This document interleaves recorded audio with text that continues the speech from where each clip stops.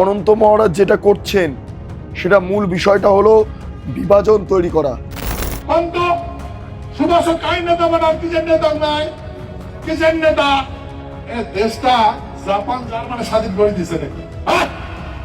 সুভাষচন্দ্র বসুকে সামনে রেখে একটা বিভাজন তৈরি করা, যে বিভাজনের মাধ্যমে গোটা পশ্চিমবঙ্গকে আলাদা করা যায়।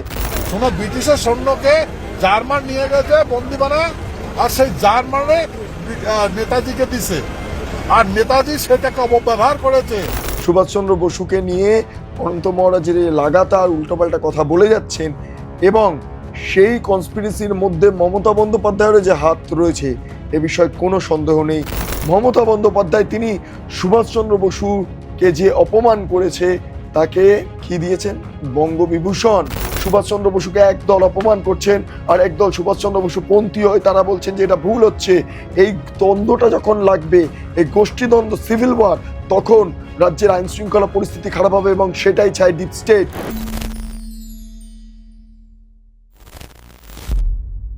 সুভাষচন্দ্র বসুকে নিয়ে এই মুহূর্তে যে পলিটিক্সটা হচ্ছে তার নেপথ্যে গুপ্তরাষ্ট্র বা ডিপ স্টেটের ষড়যন্ত্র আছে, এটা দায়িত্ব নিয়ে বলতে পারি, কারণ সেই সংক্রান্ত বিষয় এই মুহূর্তে আমাদের সামনে উঠে আসছে। আমরা বেশ কিছু গোয়েন্দা সূত্রে খবর পাচ্ছি, আমি আবারও বলছি কংক্রিট খবর পাচ্ছি, এবং সেখানে গোয়েন্দারা যেই তথ্যটা পাচ্ছেন যে সুভাষচন্দ্র বসুকে নিয়ে রাজবংশী সম্প্রদায়ের একটা অংশকে টাকা দেওয়া হচ্ছে উল্টোপাল্টা বলার জন্য। এটা ডিপ স্টেট থেকে ফান্ডিং করা হচ্ছে, তার কারণ পশ্চিমবঙ্গকে ভাঙা সম্ভব।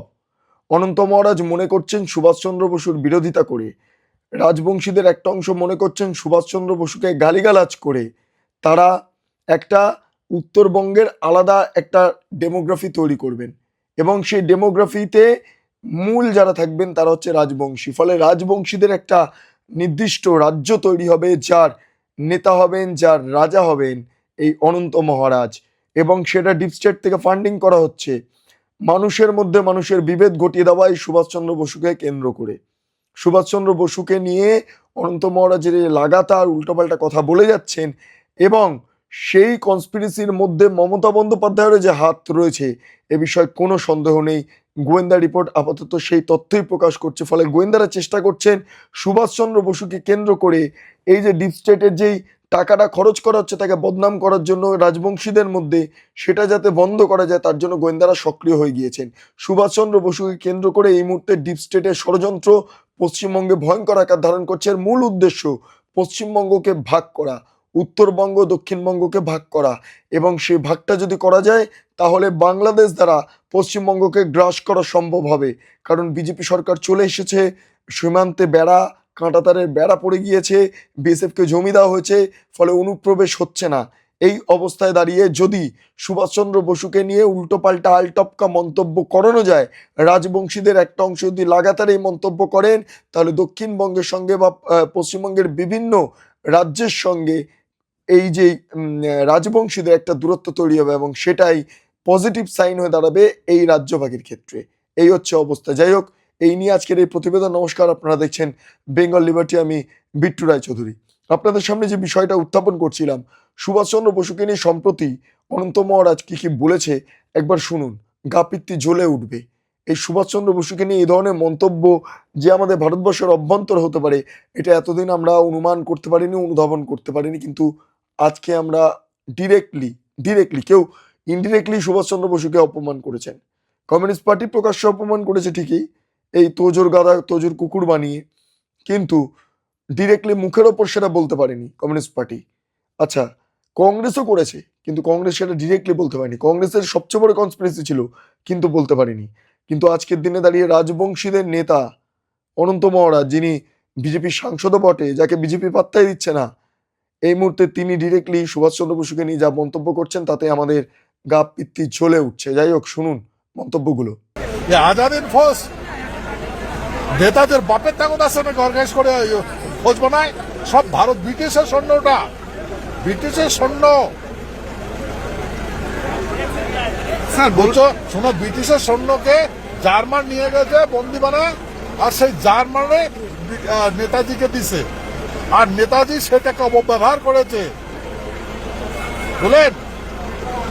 কিন্তু আমাদের পূর্বপুরুষে মহারাজা জগদীপেন্দ্রনাথ বাহাদুর কোনো আজাদিন ফৌজকে দণ্ড দেয় নাই। আজকে যদি আমি গভর্নমেন্টের বিরুদ্ধে একটা পিস্তল দেখাই, আমাকে এনকাউন্টার করবে কিনা বলেন? তা ব্রিটিশের শাসন ছিল, তা ব্রিটিশের যখন শাসন ছিল, তা ব্রিটিশ তো শাসন ছেড়ে চলে যায় নাই। তো সেই ব্রিটিশের বিরুদ্ধে যে আজাদিন ফৌজ গান ধরেছে, বন্দুক ধরেছে, তাদের স্ট্যান্ড হ্যান্ড কেন দিল না? মৃত্যুদণ্ড কেন দিল না? তাদের শাস্তি দিল কেন? অন্ত সুভাষ কাই নেতা বানার কিসের নেতা নাই, কিসের নেতা? এ দেশটা জাপান জার্মানি স্বাধীন করে দিছে নাকি? এই দেশটা জাপান জার্মানি স্বাধীন করে দিছে?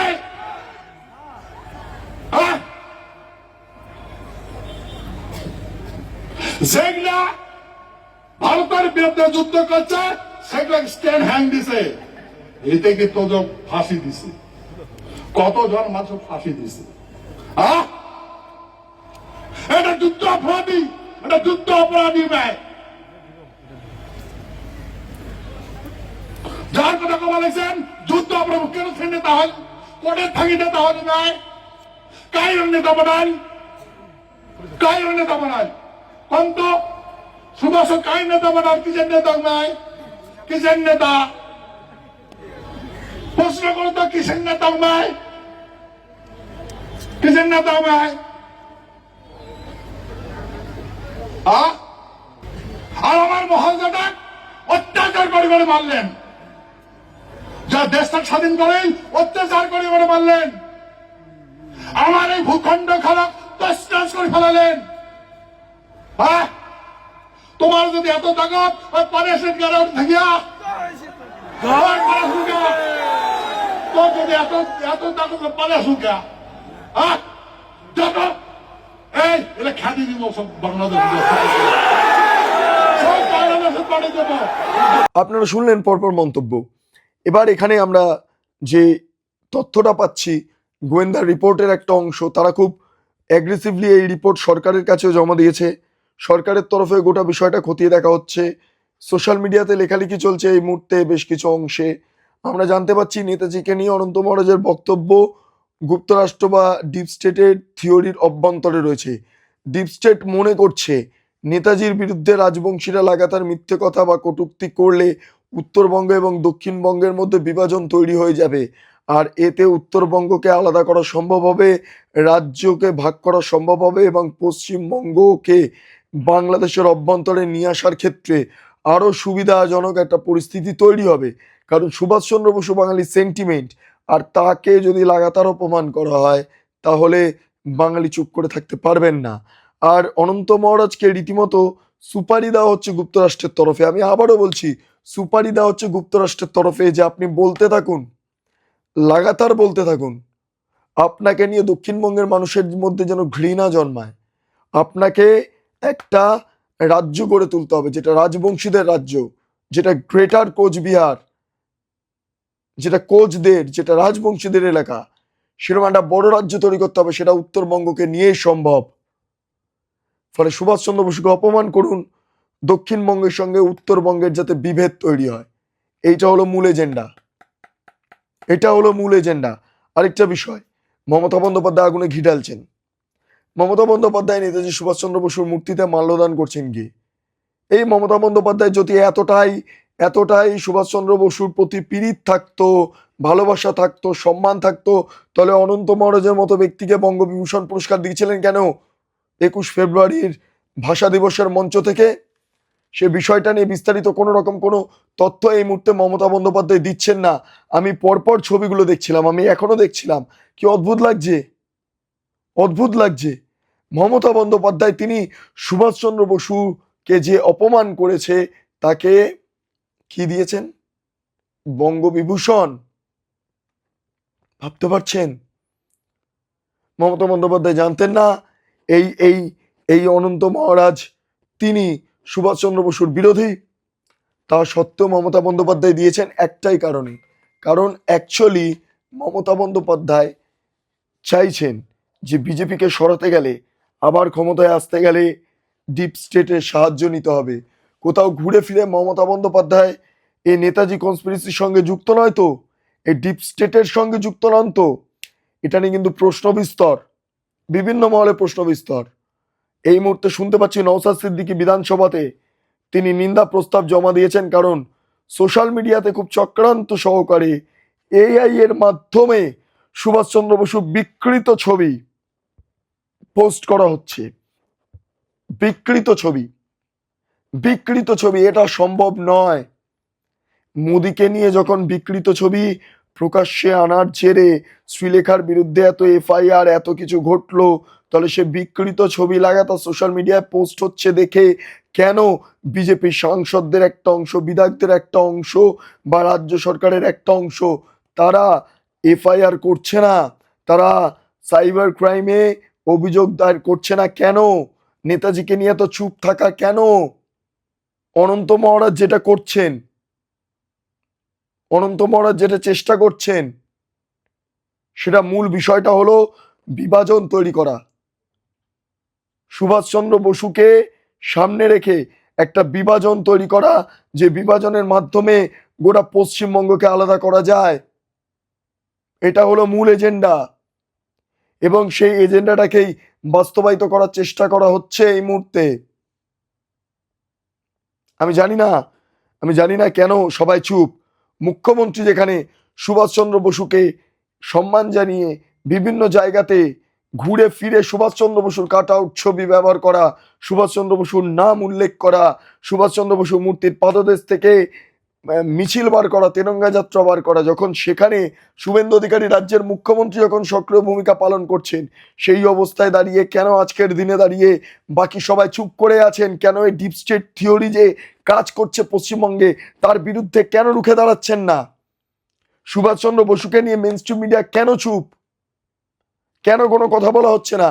যারা লাগাতার ডিপ স্টেট বলে চিৎকার করে যাচ্ছেন, যারা গুপ্তরাষ্ট্র বলে চিৎকার করে যাচ্ছেন, কেন তারা সুভাষচন্দ্র বসুকে নিয়ে এই অনন্ত মহারাজ, ডিপ স্টেট, মমতা বন্দ্যোপাধ্যায়ের উভয় সম্মিলিত একটা প্রয়াস পশ্চিমবঙ্গকে ভাগ করার যে কৌশল, সেটাকে রোকা সম্ভব হচ্ছে না, তার প্রতিবাদ করা হচ্ছে না? কেন সেটা হচ্ছে না?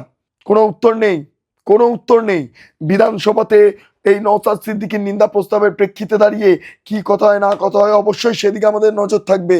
আমরা লক্ষ্য করব, আমরা দেখব, আমরা বিচার করব, বিশ্লেষণ করব। কিন্তু অবাক হচ্ছি এইটা দেখেই যে অনন্ত মহারাজের এই যে ঘটনা, এই যে বক্তব্য, এটার কেউ বিরোধিতা করছেন না। ডিপ স্টেটকে কার্যত এই যে চক্রান্তটা, যুক্তরাষ্ট্রের চক্রান্তটা, সেটাকে আপনারা মেনে নিচ্ছেন।